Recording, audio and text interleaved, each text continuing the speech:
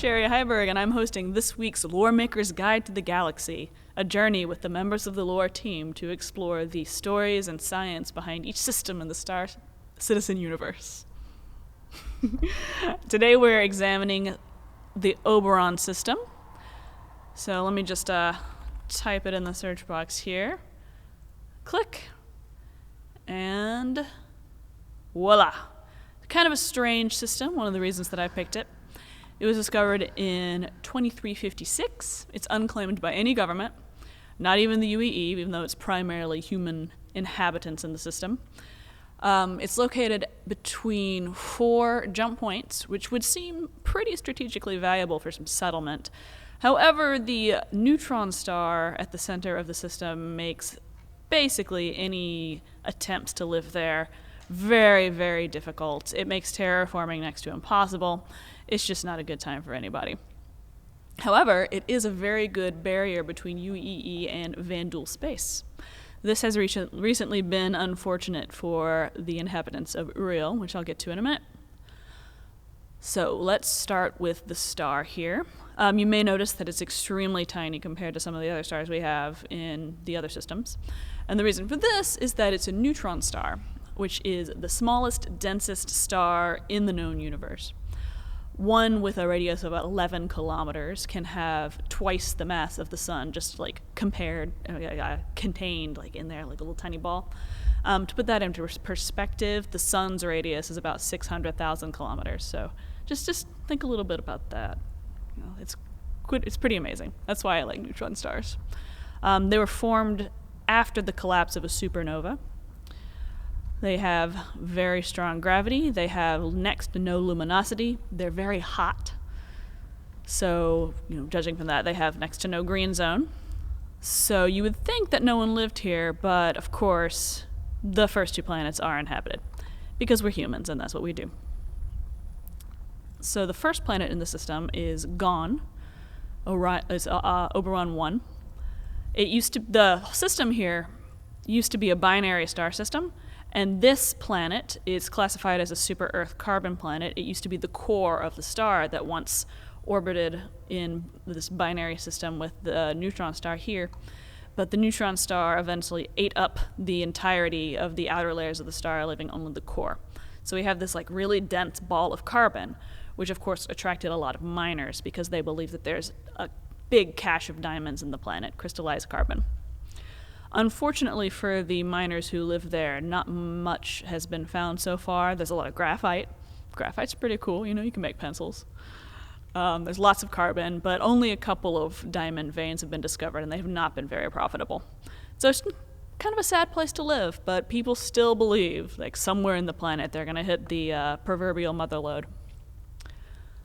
The next planet in the system is Uriel. Now this is kind of a sad story. A terraforming company, back when there were very few regulations on this thing, decided they wanted to do an experiment. And the experiment was to raise the core temperature of the planet and make it terraform through geothermal energy rather than the energy of the star at the center of the galaxy. I mean, the system, galaxy, whatever. It failed. It was considered a sure thing because of the propaganda advertisement that the company sent out. But so when it failed, we had these shiploads of colonists who were just left abandoned with no recourse. They moved underground, which was the literal only safe thing that they could do. There are societies there that aren't ruled by traditional government bodies, but more families. Very family-based society. And if that weren't tragic enough, they were recently victims of a Vanduul Attack. After the successful incursion into Vega, the Vanduul launched an attack on Oberon. Thousands died. It was really brutal for them in their already horrific and brutal existence.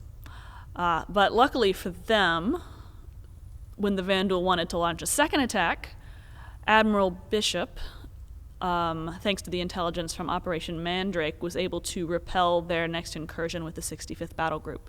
It was one of the first major victories we have seen against the Vanduul, repelling them out of the system. And right now there's a big military presence, just kind of as a buffer against further Vanduul attacks, and it may serve as a way for us to push into Vanduul space proper and actually get them instead of them getting us. All right, let's move on to Oberon 3 here. It is a protoplanet. Protoplanets are about the size of moons. I will remind you that the star map is not to scale. Just keep that in mind.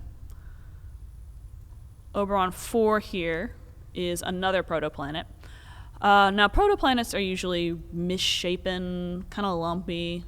They're small. They're leftover bits from the protoplanetary disk that formed when the system was forming. They're basically like little leftover pieces of planets. We have a few in our system, our solar system. We have Ceres, Pallas, and Vesta. They hang out in the asteroid belt.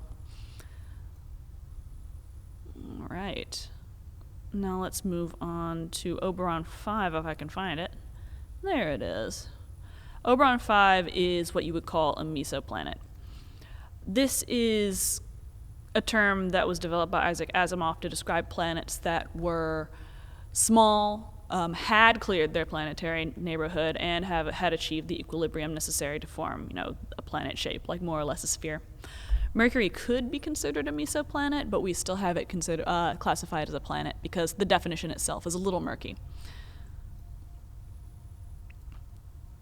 All right. Here is Oberon 6. This is a gas dwarf. I'm very excited to talk about gas dwarfs. They are, as far as we know, thanks to the Kepler survey, the most common planets in the known galaxy. And it's really interesting because we don't have any gas dwarfs in our system. They're sometimes called mini Neptunes.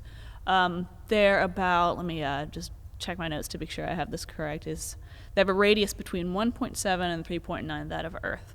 So they're not much bigger than a super Earth, and they're definitely smaller than a gas giant, and they're definitely smaller than Neptune.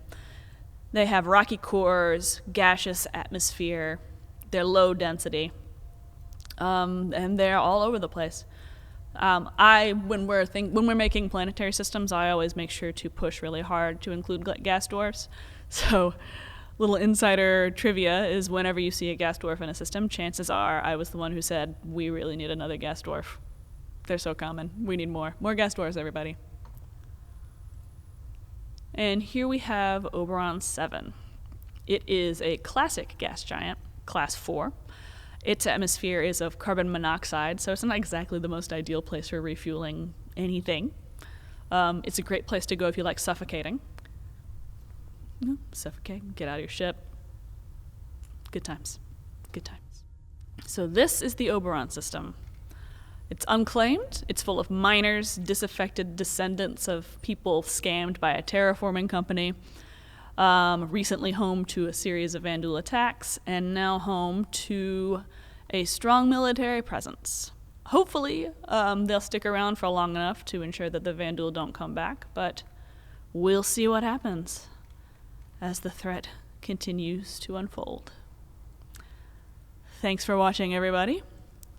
I hope you enjoyed this installment.